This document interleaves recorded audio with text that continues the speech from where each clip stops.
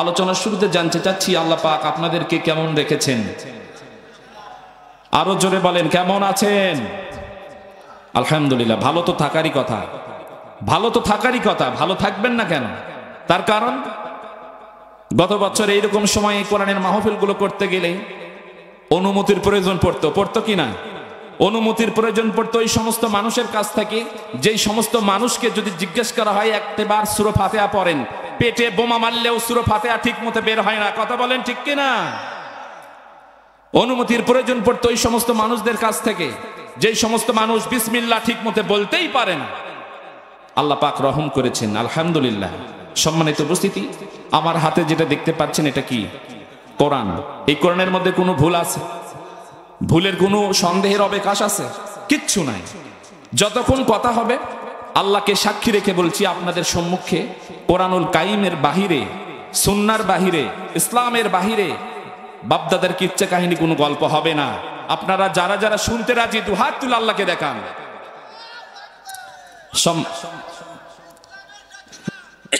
সম্মানিত উপস্থিতি, আপনাদেরকে এই মাহফিলে আল্লাহ তাআলা যে বসার সুযোগ করে দিয়েছেন, এই সুযোগটা পেয়ে আপনারা খুশি না বেজার? আরো জোরে বলেন, খুশি না বেজার? ইসলামী মাহফিলে, কোরআনের মাহফিলে খুশি হওয়া, উপস্থিত হতে পেরে খুশি হওয়া, এটা ইমানের বহিঃপ্রকাশ। কথা বলেন ঠিক কিনা? এখন আসুন আপনাদের কাছে আমি প্রশ্ন করতে চাই, এই মাহফিলের শেষ পর্যন্ত থাকবেন না কারা কারা? হাত তোলেন। আলহামদুলিল্লাহ, আলহামদুলিল্লাহ। এত অ্যাটেনটিভ, শেষ পর্যন্ত সবাই থাকবেন। কেউ কিন্তু হাত তোলেননি। আল্লাহ পাক সূরা সফের মধ্যে বলেছে, লিমা তাকুলুনা মা লা তাফআলুন। ইমানদারেরা তোমরা যা বলো তা করো না কেন? কিংবা তোমরা যা করো না সেটা কেন বলো?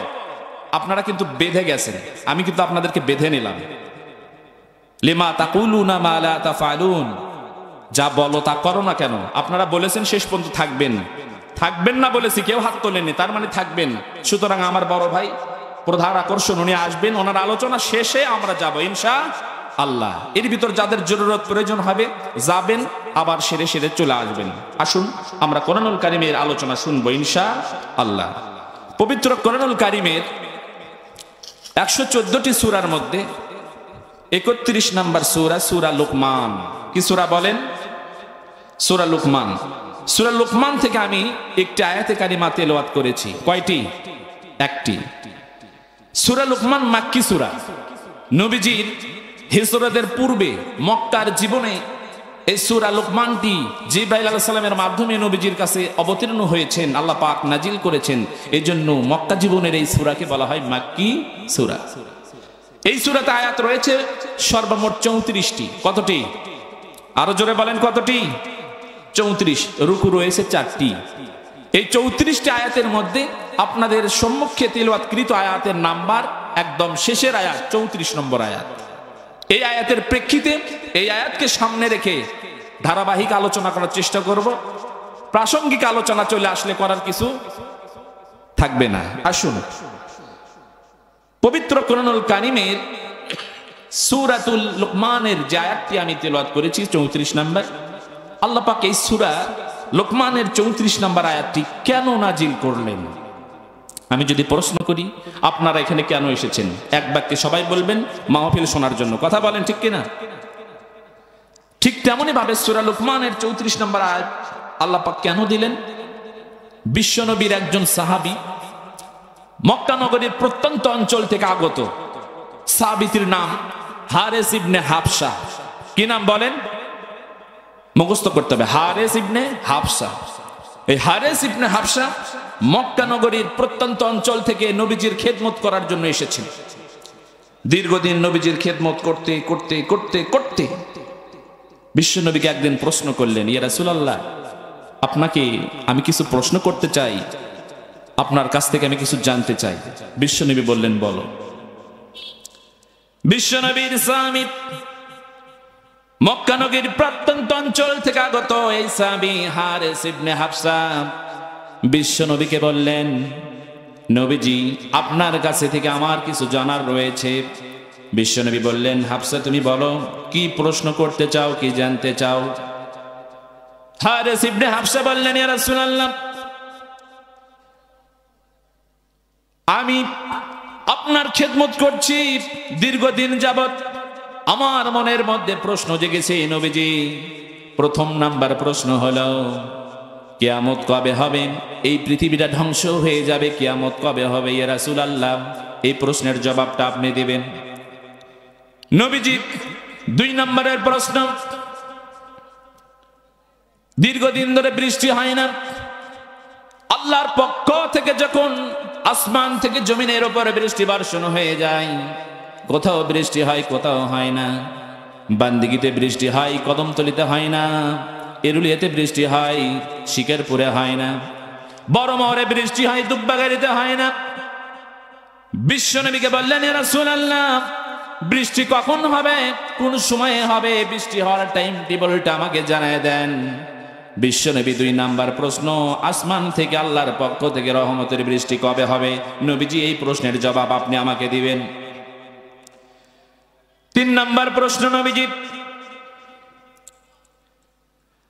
আমি যখন আপনার খেদমতের জন্য করে আপনার দরবারে এসেছি, আমি যখন বাড়ি থেকে বের হই, আমার স্ত্রী অন্তঃসত্ত্বা, আমার স্ত্রীর গর্ভের সন্তান প্রেগনেন্ট, আমার স্ত্রীর এই গর্ভের সন্তানটি ছেলে হবে না মেয়ে হবে? নবীজি আপনি আমাকে জানাবেন। 4 নম্বর প্রশ্ন, নবীজি, আগামীকাল আমি কি উপার্জন করব? আগামীকাল আমি কি খাবো? আমার রিজিকে আল্লাহ পাক কি লিখে দিয়েছেন? আমি ইনকাম করব কয় টাকা? আমি ভাত খাবো কি দিয়ে? আগামী দিন আমার ভাগ্যে কি আছে? বিশ্বনবী আপনার কাছে প্রশ্ন করলাম, এই প্রশ্নের জবাব আপনি দিবেন। 5 নম্বর প্রশ্ন, নবীজি, আমি কোথায় জন্মগ্রহণ করেছি আমি জানি, আমার জন্মস্থান কোথায়? বিশ্বনবী আমি জানি, কিন্তু কোথায় মারা যাব? জীবনের শেষ নিঃশ্বাস আমি কোথায় ত্যাগ করব? নবীজি আমি তো জানি না। জন্মস্থান জানি, কিন্তু মৃত্যু কোথায় হবে এই জায়গার নাম আপনি আমাকে বলবেন। কোন সময়ে মারা যাব সেটাও আপনি আমাকে বলবেন। সম্মানিত হাজিরা, আপনাদের কাছে প্রশ্ন করতে চাই, যেই 5টি প্রশ্ন বিশ্বনবীর সাহাবী বিশ্বনবীকে করলেন, এই প্রশ্নগুলো সহজ না কঠিন? কথা বলেন, আরো জোরে বলেন, সহজ না কঠিন? আল্লাহর নবী নিজের থেকে কখনো একটা কথাও বলেন নাই। বিশ্বনবী যে সমস্ত কথা বলেছেন, সমস্ত কথাগুলো ওহী, আল্লাহর পক্ষ থেকে জিবরাইল আলাইহিস সালামের মাধ্যমে ওহী নাজিল হওয়ার পর নবীজি সেই কথাগুলো মানুষের মধ্যে বলতেন। কথা বলেন ঠিক কিনা? বিশ্বনবী যখন 5টি প্রশ্নের সম্মুখীন হয়ে গেলেন, আল্লাহ পাক তার রাসূলকে কখনো কোথাও বেইজ্জতি করবেন না, অপদস্থ করবেন না, অপমানিত করবেন না। আল্লাহ পাক জিবরাইল আলাইহিস সালামকে সঙ্গে সঙ্গে সূরা লুকমানের এই 34 নম্বর আয়াতটি 5টি প্রশ্নের উত্তর হিসেবে আল্লাহ রাসূলের উপর নাজিল করে দিলেন। 5টি প্রশ্নের জবাব হিসেবে আল্লাহ পাক জিবরাইল আলাইহিস সালামের মাধ্যমে নবীজির উপরে সূরা লুকমানের 34 নম্বর আয়াত নাজিল করে দিলেন। আল্লাহ পাক বললেন, রব্বুল আলামিন সুন্দর করে নবীকে জিবরাইল আলাইহিস সালামের মাধ্যমে জানায় দিলেন, ইন্নাল্লাহা ইনদাহু ইলমুস সাআব। প্রথম নাম্বার প্রশ্ন করেছিলেন কিয়ামত কবে হবে। এই আয়াতের প্রথম অংশ, ইন্নাল্লাহা ইনদাহু ইলমুস সাআব, কিয়ামত কবে হবে, কোন সময় হবে, এটার খবর একমাত্র শুধুমাত্র কেবলমাত্র মহান রব জানেন। সুবহানাল্লাহ পড়েন। দ্বিতীয় নাম্বার প্রশ্ন করেছিলেন নবীজি, ও নবীজি, আসমান থেকে তো বৃষ্টি হয় না, বৃষ্টি কবে হবে? এই প্রশ্নের জবাব হিসেবে আল্লাহ তাআলা নবীজির উপর নাজিল করে দিলেন, ওয়া ইউনাজ্জিলুল গায়থা। নবীজি বললেন, বৃষ্টি কখন হবে, কোথায় হবে, কোন সময়ে হবে, কি পরিমাণ হবে, এই বৃষ্টি দেওয়ার মালিক যিনি, তিনি কে? তৃতীয় নাম্বার যে প্রশ্ন ছিলেন, নবীজি, আমার স্ত্রীর গর্ভের সন্তান ছেলে হবে না মেয়ে হবে? এই প্রশ্নের জবাবে আল্লাহ পাক তার রাসূলের উপর আয়াত নাজিল করলেন, وَيَعْلَمُ مَا فِي الْأَرْحَامِ মায়ের রেহেমের মধ্যে, মায়ের গর্ভের মধ্যে, মায়ের পেটের মধ্যে ছেলে রয়েছে না মেয়ে রয়েছে, একমাত্র আল্লাহ ছাড়া আর কেউ জানে না। বর্তমান প্রযুক্তির যুগে, বর্তমান মডার্নাইজ যুগে বিভিন্ন রকমের চিকিৎসা বিজ্ঞানীরা বিভিন্ন ধরনের যন্ত্র আবিষ্কার করেছে। তাফসিরের মধ্যে আজকে আমি দেখলাম বিষয়টি, একটা সন্তান ছেলে হবে না মেয়ে হবে, এতটুকু পর্যন্ত একটা ডাক্তার, চিকিৎসা বিজ্ঞানীরা গবেষণা করে বের করতে পেরেছে। কথা বলেন ঠিক কিনা?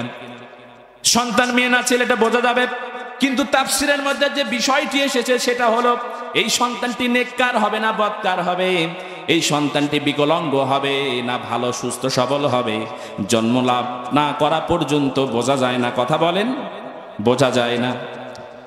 চতুর্থ নাম্বার প্রশ্ন করেছিলেন নবীজি, আজকে আমি খাবার খেয়েছি, আগামী দিন কি খাবো, আমার রিজিকে কি রয়েছে? এই প্রশ্নের জবাব আপনি দিবেন। এই প্রশ্নের জবাবে বিশ্ব নবীর উপর আল্লাহ পাক ওহী নাজিল করে বললেন, ওয়ামা তাদরি নাফসুম মাযা তাকসিবু গাদা। জোরে জোরে বলেন আল্লাহু আকবার। নবীজি বললেন, আল্লাহ পাক জানায় দিলেন, নবীজি আপনি বলে দেন আগামী দিন মানুষ কি খাবে।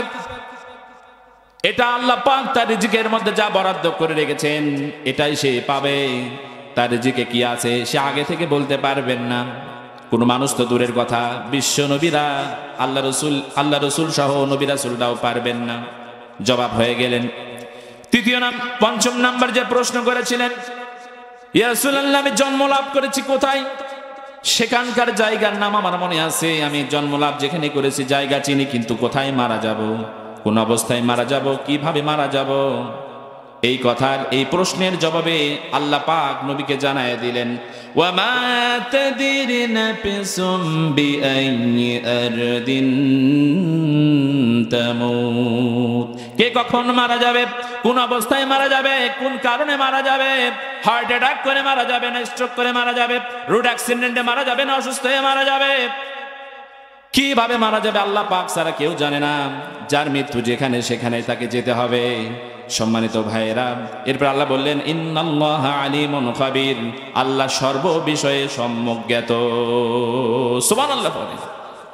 আমি যে আয়াতে কারিমা তেলাওয়াত করলাম আপনাদেরকে শানে নুজুল বোঝায় দিলাম। এখন আসুন সূরা লুকমান। সূরা লুকমানটা আল্লাহ তাআলা লুকমানের নামে কেন নাজিল করলেন? মনে রাখবেন সম্মানিত তাওহীদি জনতা, কোরআনুল কারীমের মধ্যে 25 জন নবীর কাহিনী তুলে ধরা হয়েছে। কতজন? আরো জোরে বলেন কতজন?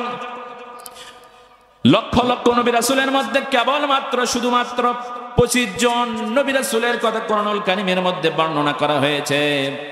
এই 25 জনের মধ্যে আবার 6 জন নবীর নামে সূরা রয়েছে। কয়জন নবী? আলোচনা কি বুঝতেছেন? 6 জন নবীর নামে সূরা রয়েছে। 25 জন নবীর আলোচনা আছে, নাম নেই 25 জনের। 25 জন নবীর মধ্য থেকে 6 জনের নামে আল্লাহ পাক সূরা দিয়েছেন। দেখেন তো আপনারা চেনেন কিনা সেই সূরাগুলো। ইব্রাহিম আলাইহিস সালামের নামে সূরাতুল ইব্রাহিম আছে না নাই? ইউনূস আলাইহিস সালামের নামে সূরা ইউনূস আছে না নাই? হুদ আলাইহিস সালামের নামে সূরা হুদ আছে না নাই? নূহ আলাইহিস সালামের নামে সূরা নূহ রয়েছে। ইউসুফ আলাইহিস সালামের নামে সূরা ইউসুফ আছে। কথা বলেন ঠিক কিনা? শেষমেশ আমাদের নবী বিশ্ব নবী মুহাম্মদুর রাসূলুল্লাহ সাল্লাল্লাহু আলাইহি ওয়াসাল্লাম, বিশ্ব নবীর নামে সূরা মুহাম্মদ আছে না নাই? জোরে বলেন। এই 6 জন নবীর নামে সূরা কোরআনুল কারীমের মধ্যে আল্লাহ দিলেন। আর 2 জন ওলির নামে সূরা দিয়েছেন। এই 2 জন ওলির মধ্যে একজন হলেন নারী, একজন পুরুষ। এই পুরুষ হলেন সাইয়্যিদিনা লুকমান আলাইহিস সালাম, আর মহিলা ওলি হলেন আমাদের মা মারিয়ম আলাইহিস সালাম, ঈসা আলাইহিস সালামের মা। কথা বলেন ঠিক কিনা? সম্মানিত ভাইয়েরা, আলোচনাগুলো বুঝবেন। এই আলোচনাগুলো তথ্যবহুল আলোচনা, দিলের কান লেগে শোনেন, ফায়দা হবে ইনশাআল্লাহ। তার মানে বোঝা গেল কোরআনুল কারীমে 6 জন নবীর নামে সূরা রয়েছে, আর 2 জন ব্যক্তির নামে সূরা রয়েছে। তারা নবী নয়, তারা রাসূল নয়, কেবলমাত্র শুধুমাত্র তারা আল্লাহর খাস বান্দা। একজন হলেন নারী, একজন হলেন পুরুষ। নারীর নাম মারিয়াম আলাইহিস সালাম, ঈসা আলাইহিস সালামের মা। আর পুরুষ হলেন যিনি, তিনি সাইয়্যিদিনা লোকমান। কথা কি বুঝতে পেরেছেন? এই পর্যন্ত আলোচনা বোঝার মধ্যে তো কোনো সমস্যা নেই। এখন আসুন লোকমানের নামে সূরা আল্লাহ তাআলা কোরআনে কেন দিলেন? 25 জন নবীর নাম, 25 জন নবীর কাহিনী কোরআনুল কারীমের মধ্যে রয়েছে, কিন্তু 25 জনের মধ্যে থেকে 6 জন নবীর নামে সূরা হলে আল্লাহ তাআলা কোরআনুল কারীমের মধ্যে দিয়ে দিলেন, আর 19 জন নবীর নামে সূরা দিলেন না। কিন্তু নবী না হওয়ার কারণে 2 জন ব্যক্তির নাম কেন কোরআনুল কারীমের মধ্যে সূরা হিসেবে দিয়ে দিলেন? তার কারণ হলো সূরা লুকমান। এই জন্য আল্লাহ পাক কোরআনুল কারীমের মধ্যে লুকমানের নামে সূরা দিয়েছেন। এই লুকমান এত ভালো, এত ভদ্র, এত নম্র, এত ধার্মিক ব্যক্তি। সাইয়েদিনা লোকমান তার সন্তানকে খুব সুন্দরভাবে কিছু নসিহা করেছিলেন। আমরা আমাদের সন্তানগুলোকে যেমন ভালো উপদেশ দেই কিনা কথা বলেন? বাবারে স্কুলে যাও, বাবারে কদমতলী নুরানিয়া হাফিজিয়া মাদ্রাসায় যাও, কোরআন শিখো, মক্তবে যাও। কদমতলী নুরানিয়া হাফিজিয়া মাদ্রাসায় যাও, মাসলা মাসাইল শিখো, হুজুরেরা সুন্দরভাবে তোমাকে শিক্ষা দিবে, তুমি কোরআনুল কারীম পড়বে। এভাবে বিভিন্নভাবে আমরা সন্তানদের নসিহা দেই। নামাজে যাওয়ার সময় বলি, বাবা আয় নামাজ পড়তে যাই, বলি কিনা বলেন? ঠিক তেমনি ভাবে আল্লাহ পাকের কাছে অত্যন্ত পছন্দের ছিল এই লুকমানের উপদেশগুলো তার সন্তানকে। এই লুকমান তার সন্তানকে উপদেশ দিচ্ছিলেন। আর একটা কথা বলে রাখি প্রিয় ভাইরা, লোকমানকে এই আল্লাহ তাআলা লোকমানকে হিকমত দান করেছিলেন। কি দান করেছিলেন কথা বলেন? হিকমত। হিকমত জিনিসটা কি? এক লাইনে আপনাদেরকে বুঝাই। জ্ঞান থাকলেই হিকমা অর্জন করা যায় না। হিকমা হলো বিবেক, বুদ্ধি, মনসত্ব। যে বুদ্ধিকে খাটিয়ে মানবতার কল্যাণে এই বুদ্ধিকে কাজে লাগানো যাবে, মনসত্বকে খাটিয়ে মানুষের কল্যাণে নিজেকে লাগানো যাবে, বিভিন্ন কঠিন প্রশ্নের জবাব সুন্দরভাবে দিতে পারাটাই হলো হিকমা। কথা বলেন ঠিক কিনা? আল্লাহ তাআলা সূরা লুকমানের মধ্যে বলছেন, লুকমানকে যে হিকমত দিয়েছেন, হিকমা শিক্ষা দিয়েছেন, এটা কোরআনুল কারীমে আল্লাহ তাআলা সূরা লুকমানের মধ্যে সুন্দর করে বলে দিচ্ছেন, ওয়ালাকাদ আতাইনা লুকমানাল হিকমাতা আনিশকুরু লিল্লাহ। জোরে জোরে বলেন আল্লাহু আকবার। আল্লাহ পাক বলেন, ওয়ালাকাদ আতাইনা লুকমানা হিকমা, আমি লুকমানকে হিকমত দান করেছি। লুকমানকে আমি সুন্দর কলা কৌশল শিক্ষা দিয়েছি। হিকমত দেওয়ার কারণে লুকমান সুন্দরভাবে প্রশ্নের জবাবগুলো দিতে পারে। এরপর আল্লাহ তাআলা বললেন, লুকমান রে, যেহেতু তোমাকে হিকমত দিলাম, এর জন্য করে তুমি কি করবে? এর জন্য করে আনিশকুরু লিল্লাহ। লিল্লাহি তাকবীর, লিল্লাহি তাকবীর, নারায়ে তাকবীর। আল্লাহ রাব্বুল আলামিন বলছেন, ওয়ালাকাদ আতাইনা লুকমানাল হিকমা আনিশকুরু লিল্লাহ। আল্লাহ কেমন হিকমত দিলেন? সাইয়েদিনা লুকমান একজন কৃতদাস ছিলেন, চাকর ছিলেন। আয়াতের ব্যাখ্যাটা আপনাদেরকে বোঝাচ্ছি সম্মানিত ভাইয়েরা। আয়াতের শুধুমাত্র শাব্দিক অর্থ, আবিধানিক অর্থ যদি বলি তাহলে তো বুঝতে পারবেন না, ব্যাখ্যাটা বোঝেন। সাইয়েদিনা লুকমান কৃতদাস ছিলেন, চাকর ছিলেন, রাখাল ছিলেন। সম্ভ্রান্ত মানুষের বাড়িতে রাখালি কাজ করতেন, ছাগল চড়াতেন। সারাদিনের ছাগল চড়ানো রাখালি কাজ করে যখন বাড়িতে চলে যেতেন, আশেপাশের অনেক লোক তার সঙ্গে কথা বলার জন্য ভিড় জমাতো। আমাদের সমাজে এমন অনেক লোক থাকে, ওই লোকটা যদি দোকানের মাসাঙ্গায় বসে, তার মুখের কথা শোনার জন্য করে 2 জন 4 জন লোক তার আশেপাশে ঘিরে নিয়ে থাকে। এরকম লোক আছে না নাই কথা বলেন? এত রসিকের লোক আমাদের এই সমাজেও ছিল, এখনো আছে। ঠিক তেমনি ভাবে লোকমান এত সুন্দর হিকমা খাটিয়ে খাটিয়ে কথা বলতেন। অন্যান্য রাখালেরা, অন্যান্য কৃষকেরা তার সঙ্গে কথা বলার জন্য করে ব্যস্ত হয়ে পড়ত। তার মনিব, তার রাখালের মনিব সাইয়েদিনা লুকমানের মনিব চিন্তা করলেন, আমি একজন মালিক, আমি মহাজন, আমার রাখালের সঙ্গে কথা বলার জন্য করে তারা এত বিধি ব্যস্ত, অথচ আমি মালিক, আমার সঙ্গে কেন কথা বলে না? এই মহাজন শুনতে পারল সাইয়েদিনা লুকমান নাকি খুব সুন্দরভাবে যে কোনো জটিল প্রশ্নের উত্তর দিয়ে ফেলে। টেস্ট করার জন্য, পরীক্ষা করার জন্য লোকমানকে একদিন ডেকে ডেকে বললেন, লোকমান, ও লোকমান, তুমি যে আমার রাখালগিরি করো, আমার ছাগলগুলো চড়াও, তোমাকে একটা কাজ করতে হবে লোকমান। লোকমান বললেন, জাহাপানা বলুন। এই জাহাপানা এই মহাজন ব্যক্তির লোকমানকে বললেন, লোকমান রে, তুমি যেই সমস্ত ছাগলগুলা মাঠের মধ্যে ঘাস খাওয়াতে নিয়ে যাও, এই ছাগল পালের মধ্যে থেকে একটি ছাগল কি তুমি জবেহ করবে। জবেহ করার পরে চামড়া যখন ছিঁড়ে ফেলে দিবে, ছিলে ফেলে দেওয়ার পরে এই ছাগলের পুরো শরীরের মধ্যে থেকে সব চাইতে উত্তম জায়গার গোস্তর টুকরা আমার কাছে নিয়ে আসবে। এই কথা শোনার পরে সাইয়েদনা লোকমান মহাজনের এই ছাগলের পাল থেকে একটি ছাগলকে আল্লাহর নামে জবেহ করলেন। জবে করার পরে চামড়া ছাড়াই দিলেন, ছিলে ফেলে দিলেন। কুরবানির পশুকে যেমনি করে আমরা চামড়া ছিলি, ঠিক তেমনি করে লোকমান একটি ছাগলকে জবে করে চামড়া সরালেন। এরপরে কাটলেন, কাটার পরে এই ছাগলের উত্তম জিনিস হিসেবে, সবচাইতে মূল্যবান সুন্দর জিনিস হিসেবে কলিজাটুকু নিয়া একটা প্লেটের উপরে বা ফ্রিজের উপরে নিয়া এই মহাজনের কাছে গিয়ে বললেন, জাহাপনা মহাজন, আপনি তো আমাকে এই ছাগলের সর্বোৎকৃষ্ট গোস্তের টুকরা আনতে বলেছিলেন, এই যে নেন কলিজা। মহাজন কিছু বললেন না, নিয়ে রেখে দিলেন। কিছুদিন পরে লোকমানকে আবার বললেন, ও লোকমান, তোমাকে তো আমি কিছুদিন পূর্বে সবচাইতে ভালো জিনিস আনতে বলেছিলাম এই ছাগলের শরীর থেকে। এবার আমি তোমাকে অর্ডার করছি, তোমাকে নির্দেশ দিচ্ছি, তোমাকে হুকুম করছি, আবার তুমি একটি ছাগল জবেহ করবে। ছাগলটি জবেহ করার পরে এবার তুমি এই ছাগলের সবচাইতে খারাপ জিনিস, নিকৃষ্ট জিনিসটি আমার কাছে নিয়ে আসবে। সাইয়েদনা লোকমান আবার এই কথা মতো, মহাজনের মালিকের কথা মতো একটি ছাগল জবেহ করলেন, ছিলে ফেলে দিলেন, কাটলেন। কাটার পরে ঠিক আবার ওই কলিজার টুকরা, কলিজা নিয়ে আবার ফ্রিজের মধ্যে, প্লেটের মধ্যে মালিকের কাছে নিয়ে গেলেন। এই মনিব মালিকটি জাহাপনা মহাজন চিন্তা করলেন, এতদিন শুনেছি লোকমানের এত বুদ্ধি, এত হিকমা, এত বিচক্ষণ একটি ব্যক্তি, কিন্তু যখন আমি তাকে সবচাইতে ভালো জিনিস আনার জন্য বললাম, এই ছাগলের সবচাইতে উৎকৃষ্ট মানের গোস্ত আনতে বললাম, তখন ও কলিজা এনে দিল। এরপরে যখন আমি সবচাইতে খারাপ জিনিস আনার কথা বললাম, তখন ও কলিজা আনলো।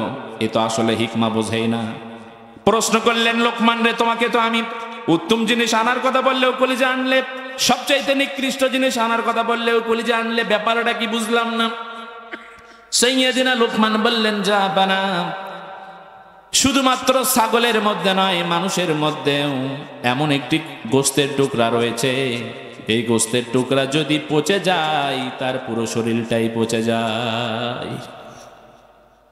এমন একটি গোস্তের টুকরা রয়েছে, প্রত্যেকটা প্রাণীর শরীরের মধ্যে এমন গোস্তের টুকরা রয়েছে, সেই গোস্তের টুকরা যদি পরিষ্কার পরিচ্ছন্ন হয়ে যায়, তার পুরো শরীরটা পরিষ্কার পরিচ্ছন্ন হয়ে যায়।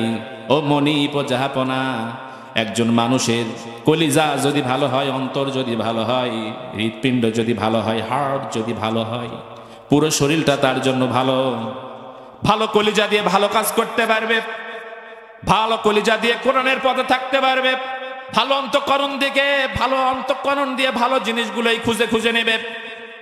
অন্তর যদি আল্লাহমুখী হয়ে যায়, আল্লাহর গোলামির বাহিরে কারো গোলামি করবে না। আর অন্তর যদি পচে যায়, তারা দেখেও দেখবে না, শুনেও শুনবে না। এই জন্য করে আমি কলিজা এনেছি যখন ভালো জিনিস আনার কথা বলেছেন। এরপরে আবার যখন আপনি খারাপ জিনিসের কথা বলেছেন, তখনও আমি লোকমান কলিজা এনেছি।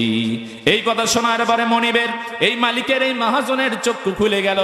সে স্বীকার করলো, লোকমান রে, আসলে আল্লাহ পাক তোকে হিকমা দান করেছে। সম্মানিত ভাইয়েরা, লোকমানকে আল্লাহ তাআলা এতটাই মর্যাদাবান করলেন, তার নামে সূরা লোকমানটাই কোট করে দিলেন কোরআনুল কারীমের মধ্যে। লোকমান তার সন্তানকে কি রকম নসিহত করেছিলেন, এত সুন্দর সুন্দর নসিহত। প্রথম নম্বর নসিহত আল্লাহ তাআলা কোরআনুল কারীমের মধ্যে বলছেন, আল্লাহ পাক সুন্দর করে কোরআনুল কারীমের মধ্যে বলছেন, ইয়া বুনাইয়া লা তুশরিক বিল্লাহি ইন্নাশ শিরকা লাযুলমুন আযীম। জোরে জোরে বলেন আল্লাহু আকবার।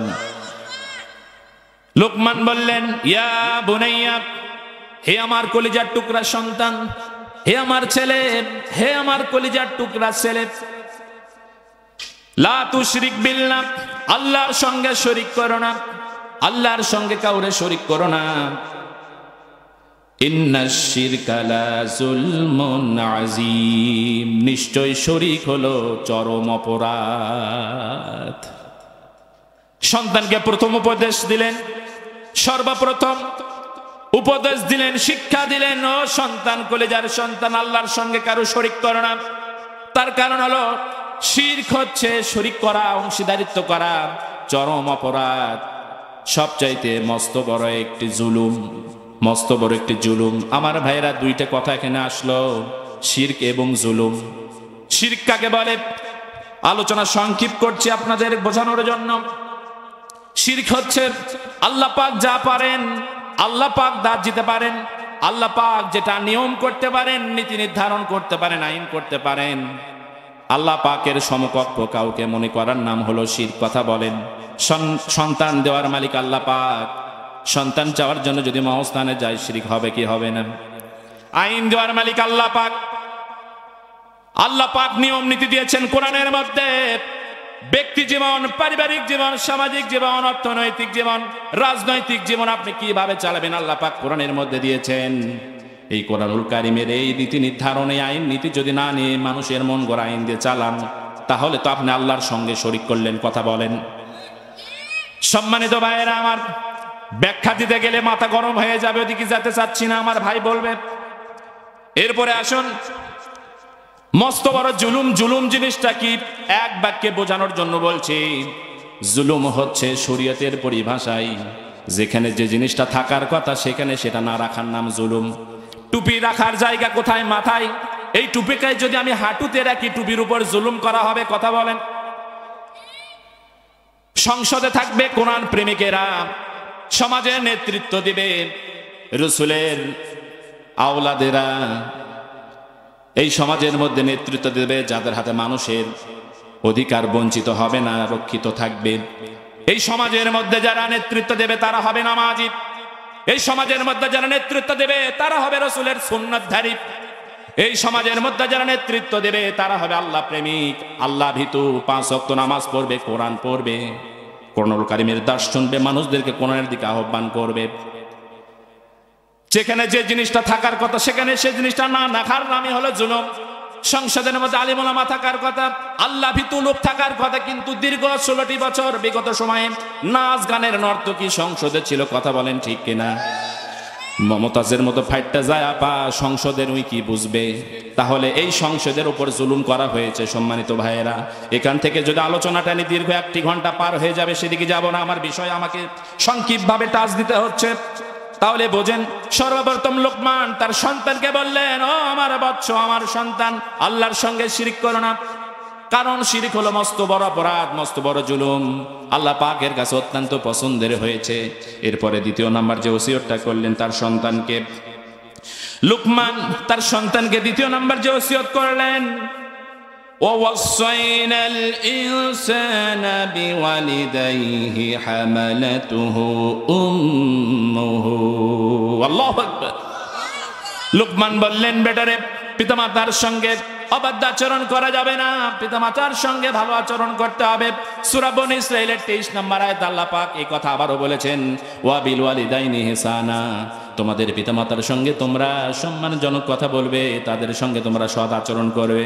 তার মানে বোঝা গেল সন্তান, এই লোকমান তার সন্তানকে পিতামাতার সঙ্গে সুন্দর আচরণ করার শিক্ষা দিলেন, আল্লাহ পাকের কাছে অত্যন্ত পছন্দের হয়ে গেলেন।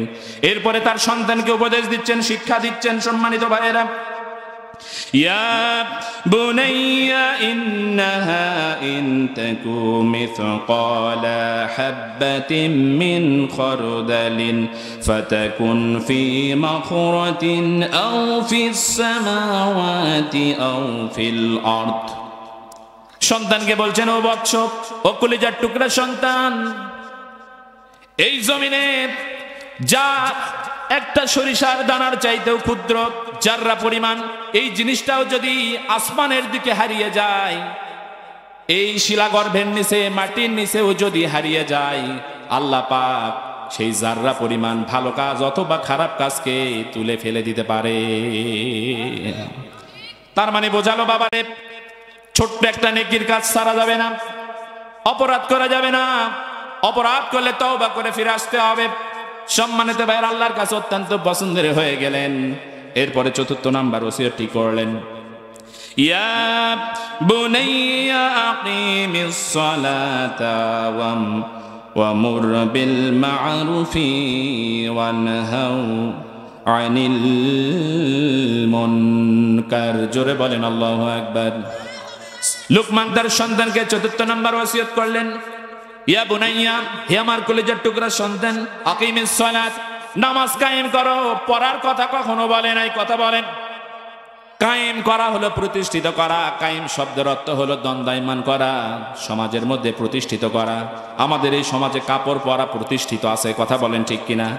এই সুন্দর একটা প্যান্ডেলের মধ্যে কাপড়বিহীন ভাবে হাফ প্যান্ট পরে যদি কোনো ব্যক্তি যদি প্রবেশ করে, আমরা সঙ্গে সঙ্গে তাকে বের করে দিব, কথা বলেন ঠিক কিনা? মসজিদের মধ্যে যদি কেউ হাঁটুর উপর কাপড় তুলে প্রবেশ করে, তাকে আমরা বের করে দিব। তার কারণ মসজিদের মধ্যে ফরজ তরফ করার কোনো বিধান নেই, কায়েম রয়েছে পোশাক পরা। আমাদের এই সমাজে পোশাক পরা কায়েম রয়েছে, ঠিক তেমনি ভাবে নামাজ আমাদের এই সমাজে কায়েম নাই। কায়েম করার অর্থ হলো আপনি নামাজ পড়েন, নামাজ পড়তে যান, আপনার সন্তান নামাজে যায় না, এর নাম কায়েম নয়। কায়েম করার মানে হলো আপনি পড়বেন, আপনার পরিবার পড়বে, আপনার প্রতিবেশী পড়বে, আপনার সমাজে পড়বে। এই জমিনে, আল্লাহর জমিনে নামাজকে আইনের দিক থেকে বাস্তবায়ন করতে হবে। আকিমিস সালাতা ওয়ামুর বিল মা'রুফ, সৎ কাজের আদেশ করতে হবে। ওয়ামুর বিল মা'রুফি ওয়ানহাউনা আনিল মুনকার, আর অসৎ কাজে নিষেধ করতে হবে। আপনাদের বিবেকের কাছে আমি প্রশ্ন করলাম, আপনি যখন ফজরের নামাজ পড়তে যান, আপনার সন্তানকে আপনি কয়দিন ডেকেছেন? আপনার সন্তানকে আপনি কয়দিন কাছে টেনে বলেছেন, বাবারে কারো অন্যায় করো না, কারো সঙ্গে তুমি খারাপ আচরণ করো না, জুলুম করো না, ভালো কাজে মানুষদেরকে আহ্বান করো, নিজেও ভালো কাজ করো? এই কথা আমরা যারা পিতা রয়েছে, আমরা কয়দিন আমাদের সন্তানকে বলেছি? অথচ বান্দিগি হাট খোলাতে কাজে না গেলে মারধর করেছি, বড়মোহর প্রাইমারিতে পড়তে না গেলে শাসন করেছি, জমিতে কাজ করতে না গেলে লাঠি নিয়ে ধাবার দিয়েছি, আসি না এরকম পিতা। কিন্তু নামাজের জন্য করে কয়দিন পিটলাম, নামাজের জন্য করে কয়দিন তাকে হাত ধরে টানাটানি করলাম। আমার ভাইয়ের এখান থেকে শিক্ষা নিতে হবে, কোরআনের মাহফিল থেকে কোরআনের তাফসিরে বসতে হবে। এরপর আল্লাহ পাক পঞ্চম নাম্বার ওসিয়ত করলেন, ওয়ালা তুসইর খাদ্দাকা লিন-নাসি ওয়ালা তামশি ফিল আরদি মারাহান ইন্নাল্লাহা লা ইউহিব্বু কুল্লা মুখতালিন ফাখুর। জোরে জোরে বলেন আল্লাহু আকবার। সুন্দর করে নসিহত করলেন, বললেন জুলুম করো না, অহংকার করো না। ও আমার বাচ্চা, অহংকার করো না। এই জমিনে অহংকার করে বুকের বোতাম খুলে দিয়ে বুক টান টান করে তোমার শরীরে শক্তি রয়েছে, যা ইচ্ছে তাই করতে পারবে না, অহংকার করতে পারবে না। তার কারণ অহংকার কার চাদর? জোরে বলেন, আরো চিৎকার দিয়ে বলেন, অহংকার কার চাদর? যে ব্যক্তি অহংকার করে আল্লাহর চাদর নিয়ে টানাটানি করে। দেখেন আপনারা, যারা এই বাংলার জমিনে অহংকার করেছিল তাদের পতন হয়েছে। বর্তমানেও যারা অহংকার করছে ওই পথেই চলার জন্য চেষ্টা করছে। শিক্ষা নিতে হবে তাদেরকে। তাদের যেমন অবস্থা হয়েছিল, তাদের মতো বেশি বাড়াবাড়ি করলে তাদেরও একই অবস্থা হবে। কথা বলেন। সম্মানিত ভাইয়েরা, কোরআন থেকে শিক্ষা নিতে হবে। আজকের মাহফিলের নাম তাফসীরুল কোরআন মাহফিল। একটি কথা, নিজের বানানো কথা নয়, কোরআনুল কারীম থেকে কথা হবে। অহংকার করা যাবে না। আল্লাহ পাক আপনাকে সুন্দর অবয়ব কাঠামো দিয়ে তৈরি করেছেন। আল্লাহ পাক কোরআনে সূরা 3 এর মধ্যে বলেছেন, লাকাদ খালাকনাল ইনসানা ফি আহসানি তাকওয়িম। গোলামেরা, সুন্দর অবয়ব কাঠামো দিয়ে তোমাদেরকে সৃষ্টি করলাম। হাতের জায়গায় হাত দিলাম, পায়ের জায়গায় পা দিলাম, চোখের জায়গায় চোখ দিলাম। এরপরেও কেন তোমরা আমার গোলামি করবে না, আমার দাসত্বগিরি করবে না? আমি আল্লাহ আমার আইন নীতি কেন মানবে না? কথা বলেন ঠিক কিনা?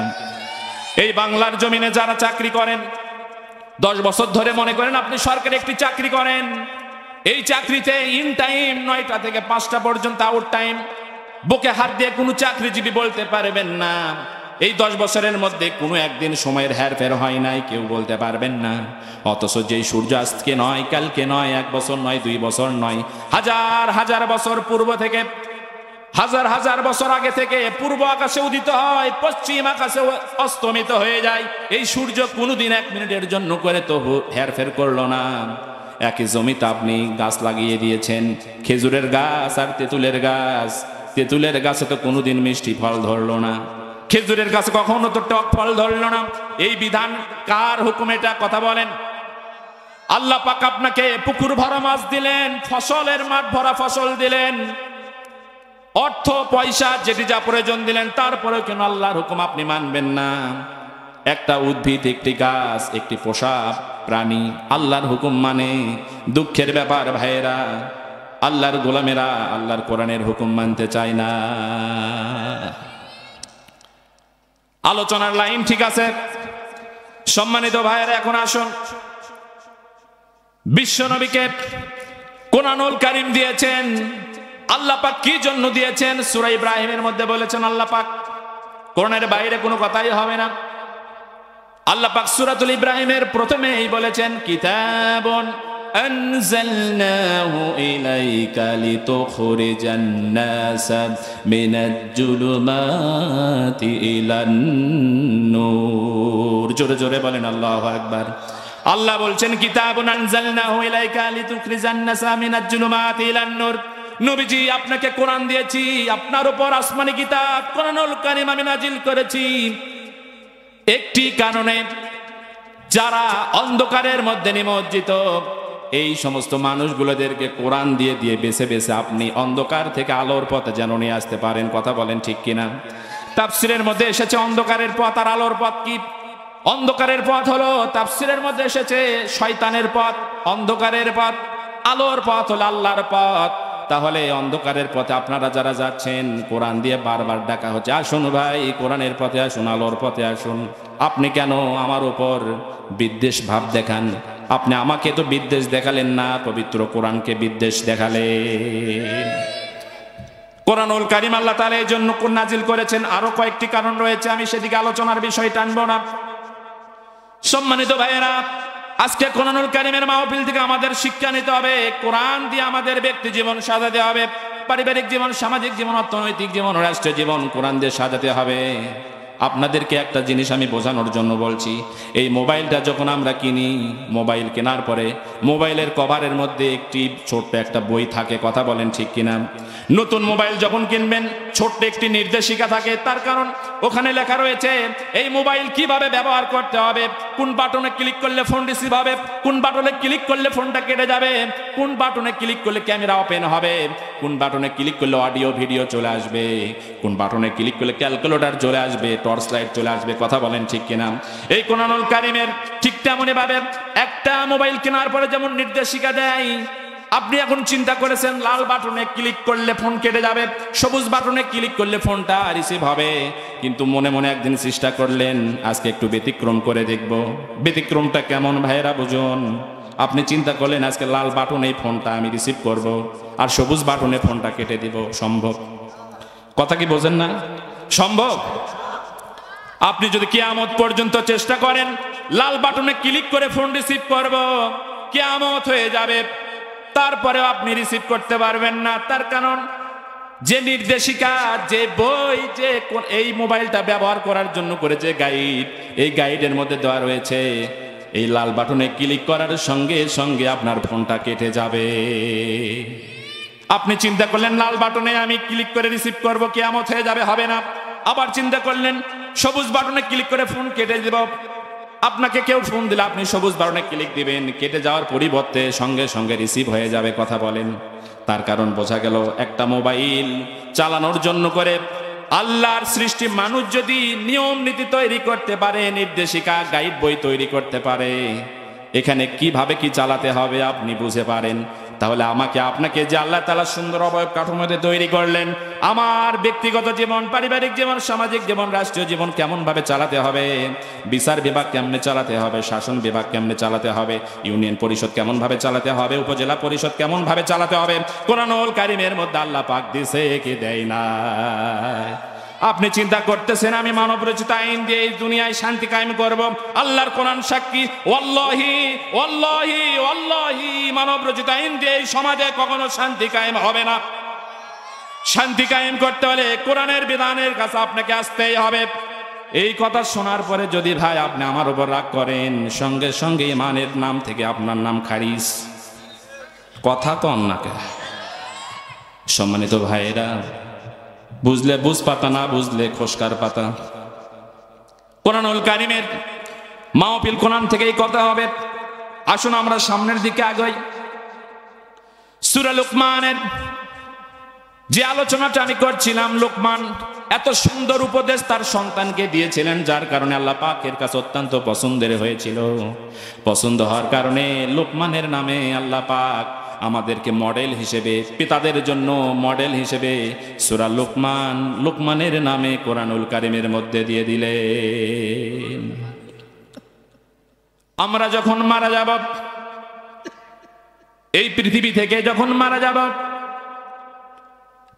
এই সূরা লুকমানের 34 নম্বর আয়াতে এই আল্লাহ নবীর সাহাবী হাফসা যখন জিজ্ঞেস করেছিলেন, কখন মারা যাব, আল্লাহ নবী তখন বলেছিলেন মৃত্যুর খবর আল্লাহ ভালো জানেন। কথা বলেন ঠিক কিনা? আজকে একটি খবর পেলাম, শিকেরপুরের হারুন ডাক্তার মারা গিয়েছে। কথা বলেন, ও কি জানতো আজকে আমি মারা যাব? ঠিক তেমনি ভাবে কে কখন মারা যাবে আল্লাহ পাক ছাড়া কেউ জানে না। যার যখন যেখানে যে অবস্থায় মৃত্যু হবে সেখানে সে নাও ভাড়া করে হলেও যাবে। এই কথা আমার মুখের কথা নয়, একটা রেফারেন্স নেবেন তো, শুনবেন তো ঘটনা। বনি ইসরাইলের একটি ঘটনা। আল্লাহ নবী সুলাইমান আলাইহিস সালাম, কি নাম? আরো জোরে বলেন। আল্লাহ নবী সুলাইমান আলাইহিস সালাম, সুলাইমান আলাইহিস সালামকে আল্লাহ পাক এত মুআজিজা দিয়েছিলেন। মেঘমালা সুলাইমান আলাইহিস সালামের তাবেদারি করত, বাতাস কথা শুনতো, সারা পৃথিবীর বাদশাহী করত। সুলাইমান আলাইহিস সালাম একদিন তার মন্ত্রীকে নিয়ে একটা বৈঠক করছেন। ইতিমধ্যে এই বৈঠকে মানুষের রূপ নিয়ে মালাকুল মউত আজরাইল আলাইহিস সালাম প্রবেশ করলেন। বৈঠক হয়ে গেল, মিটিং হয়ে গেল।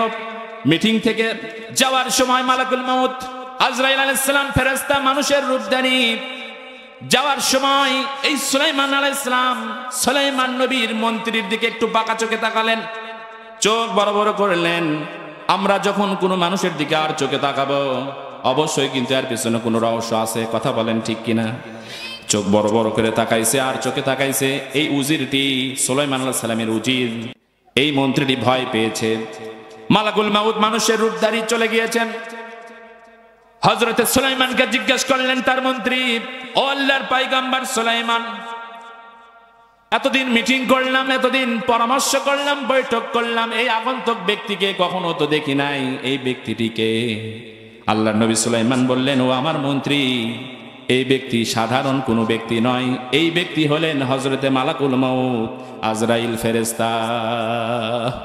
এই কথা শোনার পরে এই মন্ত্রীটি চমকে উঠেছে। আহারে, আজরাইল ফেরেশতা যেহেতু জান কবজের ফেরেশতা, আমার দিকে আর চোখে তাকাইছে, আমার দিকে বাঁকা চোখে তাকাইছে, চোখ বড় বড় করছে, তার মানে আমার খবর আছে। কথা বলেন। এই চিন্তা করে মনের মধ্যে হাকুবাকু শুরু হয়ে গিয়েছে, অস্থিরতা কাজ করছে। আল্লাহ নবী সুলাইমানকে বললেন, ও আল্লাহর পয়গম্বর সুলাইমান, আমার মনের মধ্যে ভয় হচ্ছে। আপনি যেহেতু বাতাসকে বশ মানাতে পারেন, আল্লাহ পাক আপনাকে সেই মুআজিজা দিয়েছে, আপনি মেহেরবানি করে বাতাসকে হুকুম করুন, আপনার এই রাজদরবার থেকে, আপনার এই সিংহাসন থেকে, আপনার এই প্রদেশ থেকে এই বাতাসটা আল্লাহ পাকের মেহেরবানিতে আপনি হুকুম করেন আমাকে নিয়ে যেন হিন্দুস্তানের হাজার হাজার লক্ষ লক্ষ মাইল দূরে আমাকে নিয়ে যায়। এই কথা শোনার পরে আল্লাহ নবী সুলাইমান পয়গম্বর বাতাসকে আদেশ করলেন, ও বাতাস, আমার মন্ত্রী, আমার উজির, একে নিয়ে তুমি হাজার হাজার লক্ষ লক্ষ মাইল দূরে হিন্দুস্তানের ওই পাশে নিয়ে যাও। নিয়ে গেলেন। পরের দিন আজরাইল আলাইহিস সালাম আবার সুলাইমান নবীর কাছে এসেছেন। এসে বলছেন, ও আল্লাহর নবী সুলাইমান, আমি যখন আপনার গতদিনের মিটিংয়ে উপস্থিত ছিলাম, যাওয়ার সময় একজন ব্যক্তির দিকে আর চোখে তাকাইছিলাম, এই জন্য তাকাইছিলাম, আমি যখন আপনার মিটিংয়ে উপস্থিত হব, আল্লাহ পাক আমাকে বললেন, ও আজরাইল মালাকুল মউত ফেরেশতা, তোমার জন্য করে, জান কবজ করার জন্য করে এই ব্যক্তির তালিকা তোমাকে দিলাম। বিশ্ব নবী সুলাইমান, আল্লাহর নবী, আল্লাহর পয়গম্বর, যখন এই কথাগুলো শুনছেন, মনোযোগ সহকারে চুপ করে শুনছেন। আজরাইল ফেরেশতা বলছেন, আমি যখন আল্লাহর হুকুম মাফিক এই ব্যক্তিটির জান কবজ করার জন্য যাব, তার আগে যেহেতু আপনার মিটিংয়ে উপস্থিত হয়েছি, আপনার মিটিংয়ে উপস্থিত হতে পেরে দেখি আমি যার জান কবজ করব ওই হিন্দুস্থানে, সেই ব্যক্তিটি কেমনে আপনার এখানে থাকতে পারে? আমি আশ্চর্য হয়ে গেলাম। আল্লাহ পাক আমাকে হুকুম করেছে, তথ্য দিয়েছে, নাম ঠিকানা দিয়েছে, গ্রাম দিয়েছে, বাবার নাম, যার যা দরকার বায়োডাটা দিয়েছে। এই ব্যক্তির জান কবজ করতে হবে। আল্লাহ পাক বলেছেন আজরাইলকে, আজরাইল সালাম সেই জান কবজ করার আগে সুলাইমান নবীর এই বৈঠকে এসে দেখে ওই ব্যক্তিটি এখানেই উপস্থিত। আজরাইল সালাম চিন্তা করলেন লক্ষ লক্ষ মাইল দূরে এই ব্যক্তিটির জান কবজ করতে হবে হিন্দুস্তানে, এখানে কেন? দ্বিধাদ্বন্দ্ব করলেন না, যেহেতু ফেরেশতাদের কাজ আল্লাহর হুকুম পালন করা। কথা বলেন, আল্লাহর উপর তাওয়াক্কুল করে বৈঠক শেষ করে ওই যে একটা তাকুনি মারলেন, তাকানি দিলেন আর চোখে, সুলাইমান আলাইহিস সালাম বাতাসের মাধ্যমে তাকে যে হিন্দুস্তানে নিয়ে গেলেন। এই আজরাইল ফেরেশতা যখন হিন্দুস্তানে চলে গেলেন, যাওয়ার সঙ্গে সঙ্গে দেখলেন এই ব্যক্তিটি এখানে হাজির। তার মানে বোঝা গেল যার যেখানে মৃত্যু আছে সেখানে নাও ভাড়া করে হলেও যাবে। আমার ভাইয়েরা, আমরা বলি সেখানে যদি না যেত মরতো না, এটা যদি না করতো মরতো না, এটা আমাদের মনের ভুল ধারণা। আল্লাহ পাক কোরআনে বলেছেন যার যেখানে যে অবস্থায় মৃত্যু হবে, এক সেকেন্ড আগেও নয় পরেও নয়, নির্দিষ্ট সময় আল্লাহ পাক রূহ নামের এই সম্পদটি নিয়ে যাবেন। সম্মানিত ভাইয়ের, আলোচনা শেষের দিকে আপনাদেরকে বোঝানোর চেষ্টা করছি, তাহলে মৃত্যু যখন আমাদের হবে, এই মরণটা যদি ইমানের মৃত্যু হয়, এই মরণটা যদি ইমানের মরণ হয়, কিয়ামতের ময়দানে আল্লাহ পাকের রাসূল আমাদের জন্য করে জান্নাতে যাওয়ার জন্য সুপারিশ করবে। মৃত্যু যখন বরণ করতে হবে, আল্লাহর কাছে শাহাদাতের মরণ কামনা করতে হবে। মরতেই যখন হবে, যতদিন বাঁচবো, বিগত জীবনে আমাদের অনেক ভুল রয়েছে, আমাদের অনেক গুনাহ রয়েছে, আর করব না। নামাজ ছেড়ে দিয়েছি, আর দিব না। মা বাবার সঙ্গে খারাপ আচরণ করেছি, আর করব না। মানুষের হক নষ্ট করেছি, আর করব না। অন্যায়ভাবে মানুষের টাকা সম্পদ লুণ্ঠন করেছি, অন্যায়ভাবে মানুষের উপর জুলুম করেছি, আর করব না। আজকের মাহফিল থেকে যদি আপনি একটা শিক্ষা নিয়ে যেতে পারেন ভাইয়েরা, এই মাহফিলটা সার্থক হয়ে যাবে। আপনার আমার কথা বলা শোনা আল্লাহ পাক কবুল করে নেবে। মৃত্যু যখন আমাদের হবে, ইসলামের পক্ষে মরণ হওয়ার দরকার আছে না নাই? এই কোরআনুল কারীম কিয়ামতের ময়দানে যার পক্ষে সাক্ষী দিবে তার আর কোনো টেনশন থাকবে না, যার বিপক্ষে সাক্ষী দেবে তার আর কোনো উপায়ও থাকবে না। আমার ভাইয়েরা, ভালো করিনি, তার বাড়িতে গেলে দাম চাইলে দাম দিবে। কোরআনের পক্ষে থাকলাম না, কোরআনের নিয়ম নীতি আমার ব্যক্তিগত জীবন থেকে শুরু করে রাষ্ট্র জীবন পর্যন্ত আমি মানলাম না। কোরআনের মধ্যে কি বিধিবিধান দিল আমি শুনলাম না, মানলাম না, কোরআন অধ্যয়ন করলাম না। কোরআনের মধ্যে আল্লাহ পাক আমাদের জন্য কি নির্দেশ দিলেন তা মানলাম না, কোরআনের পক্ষের কাজ করলাম না। তাহলে বোকার মতো কেমনে করে কোরআনের সুপারিশ আশা করি? কোরআনের বিপক্ষে সারা জীবন স্লোগান দিলাম, কোরআনের বিপক্ষে সারা জীবন যৌবনকে অতিবাহিত করলাম। এই কোরআন কিভাবে আপনার জন্য সুপারিশ করতে পারে? এই দুনিয়ার জীবনে একজন ব্যক্তি আর একজন ব্যক্তিকে চেনে না, কিয়ামতের ময়দানে কেউ কাউকে চিনবে না, কবরে তো চেনার প্রশ্নই নাই। এখন যদি আমি এখানে পড়ে যাই, আমার উপর যদি কেউ আক্রমণ করে, 10 জন মানুষ হলেও আমার পক্ষে কথা বলবে। কথা বলেন ঠিক কিনা? আমি এখন যদি এখানে মাথা ঘুরে পড়ে যাই, হার্ট অ্যাটাক করে টলে পড়ে যাই, আপনারা ধরাধরি করে আমাকে হাসপাতালে নিয়ে যাবেন, চিকিৎসা কেন্দ্রে নিয়ে যাবেন, ডাক্তারের ওখানে নিয়ে যাবেন। কিন্তু মৃত্যুর পরে কবরে যদি আপনার জন্য করে পানিশমেন্ট, রিমান্ডের ব্যবস্থা হয়ে যায়, সেখানে কেউ কিন্তু আপনাকে ধরার নাই। সম্মানিত ভাইয়েরা আমার, ভালো করে মনে রাখবেন, প্রত্যেকটা মানুষের রিমান্ড হবে। ব্যক্তিগত কোনো কথা নয়, তাফসীর।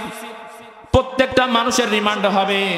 আমরা রিমান্ড বলতে বুঝি শুধুমাত্র মারামারি না, রিমান্ড মানে মারামারি নয়। রিমান্ড মানে হচ্ছে জবাবদিহিতা। কথা বলেন ঠিক কিনা? রিমান্ডের কয়েকটি অর্থ রয়েছে, তার মধ্যে চূড়ান্ত অর্থ হচ্ছে মার। আগে কবলাবে, বল করছিস কিনা, করিনি, বল করছিস কিনা, করিনি, তারপরে মার। প্রত্যেকটা মানুষের রিমান্ড হবে, দুনিয়াতে অথবা আখিরাতে। দুনিয়ায় যাদের রিমান্ড হবে, বুঝতে হবে আখিরাতের রিমান্ড তাদের জন্য শেষ। আর দুনিয়া যাদের জন্য খাল খুলাসা, বুঝতে হবে আখিরাতের রিমান্ড তাদের জন্য অপেক্ষা করছে। সম্মানিত ভাইয়েরা আমার, এই কোরআনের ছায়াতলে যদি আসতে না পারেন, কোনোদিন আপনি আপনার ব্যক্তি জীবনেও শান্তি পাবেন না, সম্মানিত হতে পারবেন না। মানুষের আপনার সামনে আপনাকে বাহাবা দেবে, মানুষের আপনার সামনে আপনাকে সালাম দেবে, সম্মান দেখাবে, 2 হাত যাওয়ার পরে আপনাকে আবার গালি দিবে। কথা বলেন। কিন্তু কোরআনকে যদি আপনার বুকে আপনি ধারণ করতে পারেন, আল্লাহ পাক আপনার মান মর্যাদা বাড়ায়া দিবে এই জমিনে এবং আসমানে। এই কোরআনুল কারীম যে কাপড় দিয়ে মলাট করা থাকে, কোরআনুল কারীম সামান্য একটি মার্কিন কাপড়, কয়েক টাকা গজের একটি কাপড়, কোরআনুল কারীমের উপর সুন্দর করে মলাট করা থাকার কারণে এই কাপড়টা আপনি ধুলা পড়েছে ধুয়ে দিয়েছেন, ধুয়ে দেওয়ার পরে আরে আপনি টাঙিয়ে দিয়েছেন। এই কাপড়টা যখন হঠাৎ করে পড়ে যাবে, আপনার পায়ের নিচে পড়বে, অটোমেটিকলি এই কাপড়টা তুলে ঝাড়ি মারে বুকে ধরে একটা চুমো দিবেন। কথা বলেন ঠিক কিনা? কিন্তু হাজার হাজার টাকা দামি কাপড়, হাজার হাজার টাকা দামের গজের কাপড় যদি কখনো সিনেমার হল, পর্দা, টিভি এগুলোর উপর থাকে, পায়ের তলে পড়লেও কিন্তু কেউ কিছু মনে করে না। এটা কেন হলো? কোরআনের সঙ্গে লেগে থাকার কারণে। সামান্য কয়েক টাকা গজের কাপড়ের দাম আল্লাহ পাক বাড়ায় দিলেন। অথচ আপনি যদি কোরআনুল কারীমের সঙ্গে সম্পর্ক রাখতে পারেন, কোরআন দিয়ে যদি আপনার ব্যক্তিগত জীবন থেকে সামাজিক জীবন, রাষ্ট্রীয় জীবন পর্যন্ত গঠন করতে পারেন, সেই আল্লাহ আপনার মান মর্যাদা বাড়ায় দিবে না কেন? কথা বলেন। এই জন্য করে আমরা যারা কিনেছি সারা জীবন কোরআনের পক্ষে থাকবো। কে কে রাজি আছে? তো হাত তুলে দেখান। লিল্লাহে তাকবীর, লিল্লাহে তাকবীর। আল্লাহ পাক কবুল করুক, আমরা বলি আমিন। সম্মানিত ভাইরা, কোরআন ব্যতীত কোনোদিনেও এই সমাজে শান্তি আসবে না। মানবতার নামে যারা শান্তির নামে সমাজে শান্তি বয়ে আনার জন্য করে যারা বারবার মানুষদেরকে ডাকে, আপনি যখন কোরআন দিয়ে ডাকবেন তখন এই ডাকটা সার্থক হবে। আল্লাহ তাআলা কোরআনুল কারীমের মধ্যে বলেছেন, ومن أحسن قولا ممن دعا إلى الله وعمل صالحا وقال إنني من المسلمين। আল্লাহ পাক কোরআনে বলছেন, ومن أحسن قولا ممن دعا إلى الله। তার কথার চাইতে আর কার কথা উত্তম হতে পারে যে মানুষদেরকে আল্লাহর দিকে ডাকে? কার দিকে আজকে ডাকা হচ্ছে? কথা বলেন। নাকি কোন দলের দিকে? একটা দলের দিকে আপনাদেরকে ডাকা হচ্ছে, আল্লাহর দল। কথা বলেন, কার দল? তার কথার চাই তার কার কথা উত্তম হতে পারে? যারা মানুষদেরকে আল্লাহর দিকে আহ্বান করে এবং বলে ওয়াকালা, এবং বলে ইন্নানি মিনাল মুসলিমিন, নিশ্চয় আমি মুসলমানদের অন্তর্ভুক্ত। শুধুমাত্র ডাকলেই হবে না, নিজে মুসলমানের অন্তর্ভুক্ত হবে। ওয়া আমিল সালিহা, সৎ আমল করতে হবে। সম্মানিত ভাইরা, দুইজন ব্যক্তি ঘুমিয়ে পড়েছে, মনে করেন একজন ব্যক্তি আর একজন ব্যক্তিকে যদি ডাকতে চায় তাহলে নিজেকে আগে জাগতে। কথা কি বোঝেন? আপনি ঘুমিয়ে পড়েছেন, আপনার ছোট ভাই ঘুমিয়ে পড়েছে। ফজরের সময় যদি ছোট ভাইকে ডাকতে চান তাহলে সর্বপ্রথম আপনাকে জাগতে হবে। তাহলে আপনি একজন মানুষের কথা ভুল ধরেন, নিজের ভুল আগে সংশোধন করতে হবে। কথা বলেন ঠিক কিনা?